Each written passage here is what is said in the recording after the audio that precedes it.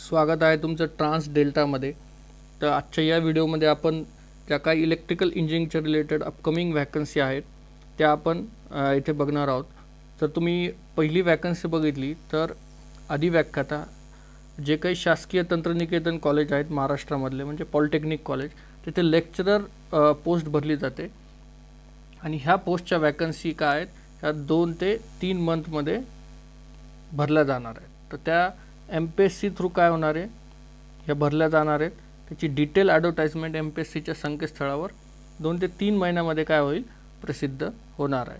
तर त्याचप्रमाणे बघा दुसरी जी पोस्ट आहे कनिष्ठ अभियंता जलसंपदा विभाग याची जी वॅकन्सी आहे ती 2 ते 3 महिन्यामध्ये येणार आहे। तर ह्या 2 पोस्टसाठी तुम्ही फोकस करू शकता कारण ह्या काय आहेत प्युअर गव्हर्नमेंट पोस्ट आहे। बघा ट्रान्सकोचा आत्ता रिझल्ट लागला तर त्या ज्या ॲस्पायरंटचं झालेलं नाही आहे त्यांनी ह्या 2 पोस्टसाठी तुम्ही फोकस करू शकता, प्लॅन करा आणि ह्या 2 पोस्टपैकी एक पोस्ट तुम्ही कुठलीही मिळवा कारण ही प्युअर गव्हर्नमेंट आहे। जर तुम्ही डिस्कॉम ट्रान्सको आणि जेनको बघितलं तर ह्या सेमी गव्हर्नमेंट आहेत। तर ट्रान्सको डिस्कॉमपेक्षा कधी ह्या पोस्ट बेटर असतील आणि याची जी पोस्टिंग आहे ती डायरेक्ट मंत्रालयातून होते।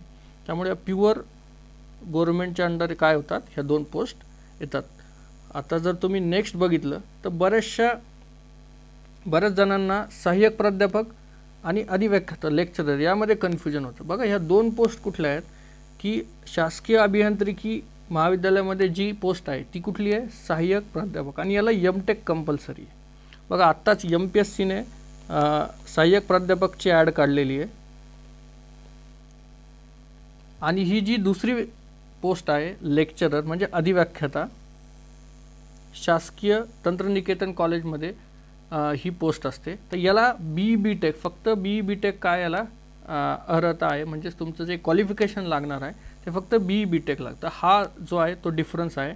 इथे MTech कंपल्सरी असतं आणि इथे ही जी पोस्ट आहे लेक्चरर याला BE Tech कंपल्सरी। बघा MPSCने ऑलरेडी 2023 मध्ये डिसेंबरमध्ये सहाय्यक प्राध्यापकची ॲड काढलेली आहे।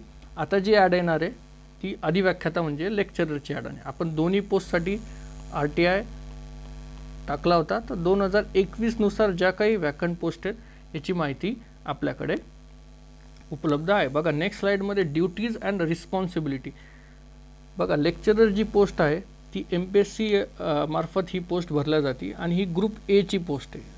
तर ह्या ग्रुप A च्या जी काही पोस्ट आहे त्याच्या ड्युटीज काय असणार आहे की तुम्हाला HODच्या अंडर काम करावं लागेल आणि जे काही पोर्टफोलिओ तुम्हाला असाइन होतील त्याचं काम तुम्हाला करावं लागेल। जसं की कल्चरल ॲक्टिव्हिटी असेल, स्पोर्ट्स असेल किंवा तुम्हाला जे काही सब्जेक्ट दिले जातील त्याचं लॅबचं डेव्हलपमेंट, त्यानंतर विद्यार्थ्यांसाठी स्किल डेव्हलपमेंटचे प्रोग्राम हे सगळं अरेंज काय करायचं आहे तुम्हाला हे तुम्हाला करायचं आहे। ह्या काय असतील तुमच्या रिस्पॉन्सिबिलिटीज।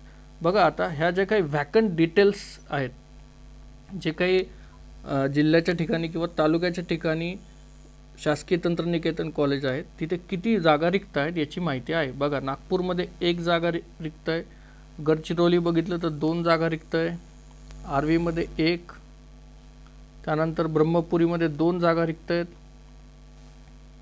त्यानंतर खामगावमध्ये कुठली वॅकन्सी नाही आहे सध्या रिक्त। त्यानंतर जर तुम्ही बघितलं तर मूर्तिजापूरमध्ये 3, वाशिममध्ये 2, संभाजीनगरमध्ये 1। तर ह्या जिल्ह्यानुसार तुम्हाला काय आहेत ह्या वॅकंट पोझिशन इथे दिलेल्या आहेत। तर तुम्ही याचा स्क्रीनशॉटही घेऊ शकता। बघा नांदेडमध्ये 3 वॅकन्सी आहेत, लातूरमध्ये 2 वॅकन्सी आहेत, पुण्यामध्ये 1 वॅकन्सी आहे। तर हे काय आहे की डिटेल ज्या काही जिल्ह्यानुसार वॅकन्सी इथे दिलेल्या। जर तुम्ही टोटल बघितलं तर 46 पोस्ट काय ह्या फक्त इलेक्ट्रिकल इंजिनिअरिंगसाठी वॅकंट आहेत। तर ह्याची ॲड लवकरच प्रसिद्ध होणार आहे।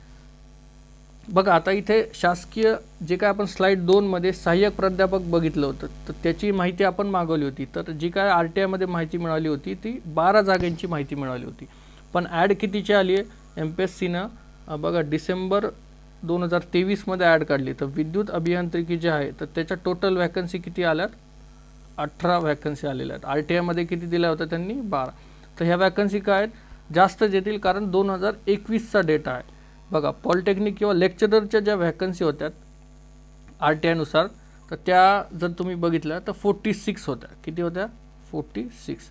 तर जेव्हा ॲड येईल तर त्या वाढूनच येणार आहे, कारण तो 2021चा डेटा होता. तर इथे किती येतील? 100 ते 110 मध्ये ह्या व्हॅकन्सी तुमच्या येतील. तर त्यानुसार तुम्ही प्रिपेअर राहा. बघा आता दुसरी जी पोस्ट होती ती होती कनिष्ठ अभियंता जलसंपदा विभाग. बघा महाराष्ट्र टाइम्समध्ये ही एक न्यूज आली होती, त्यामुळेच त्यांनी रिक्त पदांची जी स्थिती आहे ती दिली होती. तर त्यामध्ये जर आपण फक्त इलेक्ट्रिकलचं बघितलं तर 129 व्हॅकन्सी ह्या काय आहेत?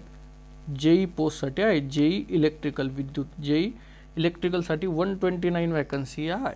तसंच काय केलं होतं, जलसंपदा विभागाने प्रसिद्ध पत्रक एक हे केलं होतं. तर त्याच्यामध्ये त्यांनी काय सांगितलं, कनिष्ठ अभियंता स्थापत्य विद्युत यांत्रिकी या पदाचे सेवा प्रवेश नियम सुधारित करण्याची कारवाई सुरू आहे. सदर सुधारित सेवा प्रवेश नियम प्रसिद्ध होताच भरती प्रक्रियेची पुढील कारवाई सुरू करण्यात येईल. बघा आता सुधारित सेवा प्रवेश नियम म्हणजे काय, तर जेईसाठी तुम्हाला काय क्वालिफिकेशन लागणार आहे, किंवा इथे सहाय्यक अभियंता आहे, इथे सहाय्यक अभियंतासाठी म्हणजे एईसाठी तुम्हाला काय क्वालिफिकेशन लागणार आहे, जेईसाठी डिग्री अलाव असणार आहे का नाही, हे सगळं ज्यावेळेस त्यांचे सुधारित सेवा प्रवेश येतील वेबसाईटवर तेव्हा ते क्लिअर होईल. पण ह्याची जी वॅकन्सी आहे ती लवकरच प्रसिद्ध होणार आहे. बघा आता जो नेक्स्ट व्हिडिओ जो आपला असणार आहे, लेक्चरच्या रिलेटेड जे काही सिलेबस असेल किंवा प्रिव्हियस इयर क्वेश्चन असतील, एक्झामिनेशन स्कीम काय आहे, डिफिकल्टी लेवल किती आहे, प्रिव्हियस कट ऑफ आहे, जे काही डिटेल्स आहे आपण ते नेक्स्ट व्हिडिओमध्ये बघणार आहोत. तुम्हाला जर काही डाऊट असेल तर तुम्ही कमेंट सेक्शनमध्ये मला विचारू शकता. थँक्यू.